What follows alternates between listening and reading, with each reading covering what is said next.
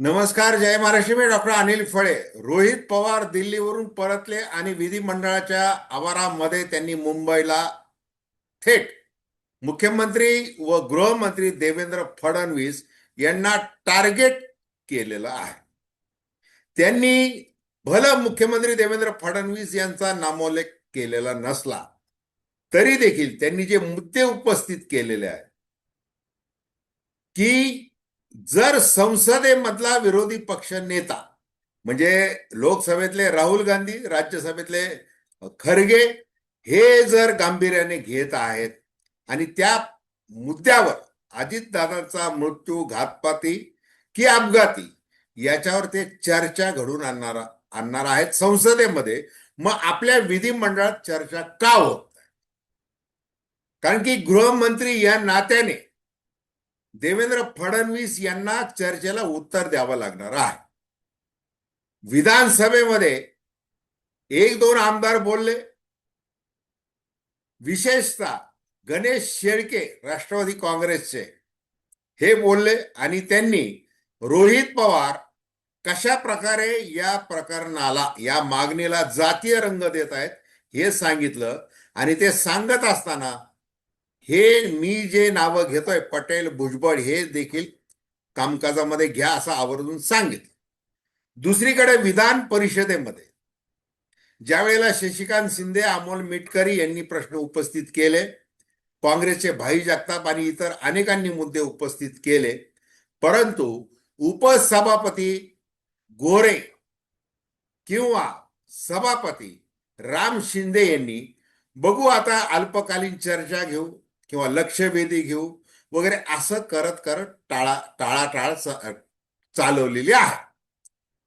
म्हणजे आता राम शिंदे यांनी आज विधान परिषदेमध्ये सांगितलं की उद्या किंवा मग सोमवारी चर्चा घेतली जाईल.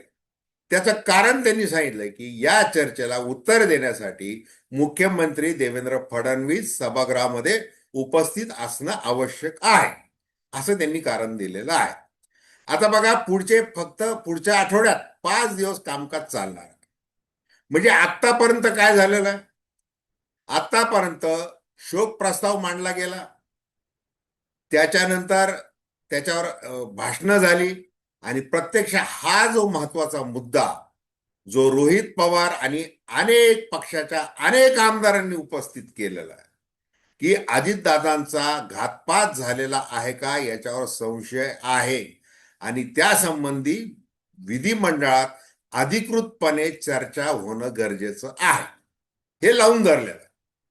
आणि त्याविषयी आपण थेट विश्लेषण करू. दर्शकांना विनंती की चॅनल सबस्क्राईब करा, सबस्क्राईबचं बटन दाबावं आणि आपली प्रतिक्रिया बिनधास्तपणे नोंदवावी.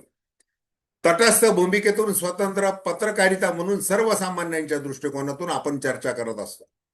हे बघा, रोहित पवार यांनी असं सांगितलेलं आहे की माझ्याकडे एक मोठी माहिती अजून आहे आणि ती माहिती ही जर विधिमंडळामध्ये चर्चा झाली नाही तर मी मोठी पत्रकार परिषद घेऊन जाहीर करेन.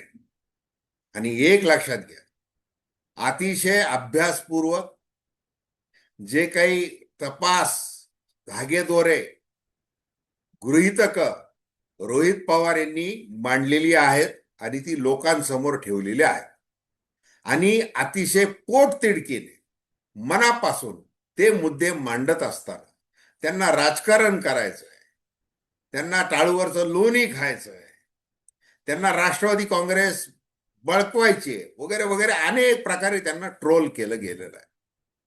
आता राहुल गांधी यांनी देखील तो प्रश्न उपस्थित केला. त्यांनी ते एक्स वर पोस्ट टाकली की एफआयआर का नोंदला गेला नाही हे विशेष आहे, याच्यावर भर दिला. आणि मग तेच मुद्दे पुन्हा पुन्हा येतात. जसं सुरुवातीला सांगितलं की रोहित पवार यांनी थेट देवेंद्र फडणवीस यांना टार्गेट केलेलं आहे किंवा आव्हान दिलेलं आहे या संदर्भामध्ये की तुम्ही म्हणताय की सीबीआय कडे प्रस्ताव पाठवलेला आहे, परंतु दिल्लीमध्ये चौकशी केली तर असा कोणताही प्रस्ताव अजून केंद्रीय गृह खात्याकडे आलेला नाही, हे आवर्जून रोहित पवार यांनी सांगितलं. मग आता सीआयडीने काय मध्यंतरीच्या काळामध्ये खुलासा केला की AIBचा अहवाल अंतिम आल्यानंतर आम्ही क्रिमिनल निग्लिजन्स वगैरे याच्या संबंधित पुढे तपास नेऊ, आणि सुप्रीम कोर्टाचं म्हणणं असं आहे की याला काही कालमर्यादा नाही.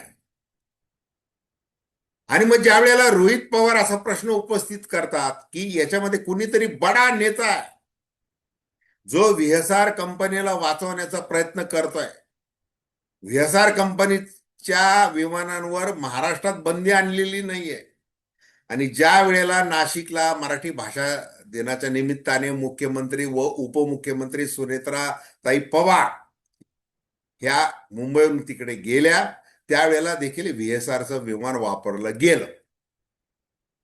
आता या संबंधी जसं रोहित पवार आपले काका म्हणून किंवा आपले महाराष्ट्राचे नेते म्हणून अजितदादांना न्याय मिळाला पाहिजे या भावनेने बोलत आहेत, त्याच प्रकारे जय पवार त्यांचे पिता अजितदादा यांना न्याय मिळाला पाहिजे, आणि या घातपाताची अपघाताची पारदर्शकपणे व्यवस्थित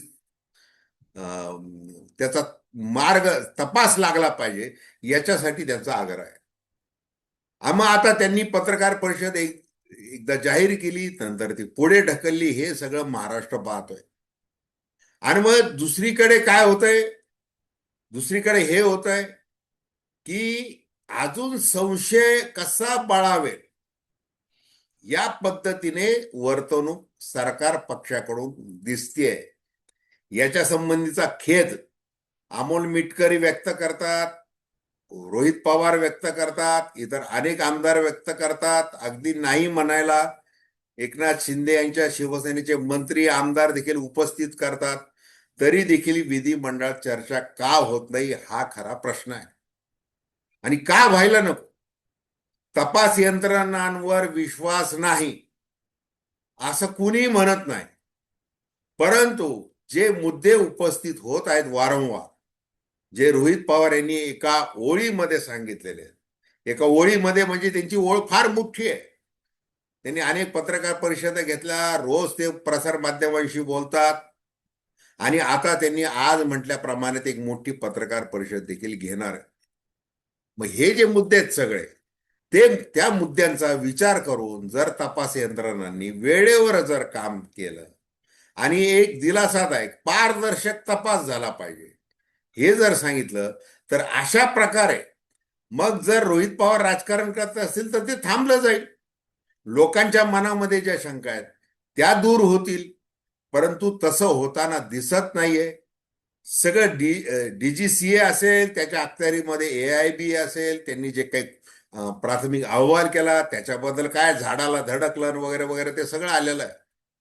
तर हे या सगळ्याविषयी विधिमंडळात चर्चा होणं आवश्यक असताना विधानसभेचे अध्यक्ष राहुल नार्वेकर असतील, विधान परिषदेचे सभापती राम शिंदे असतील, हे का टाळत आहेत, हाच प्रश्न सध्या महाराष्ट्राला पडलेला आहे.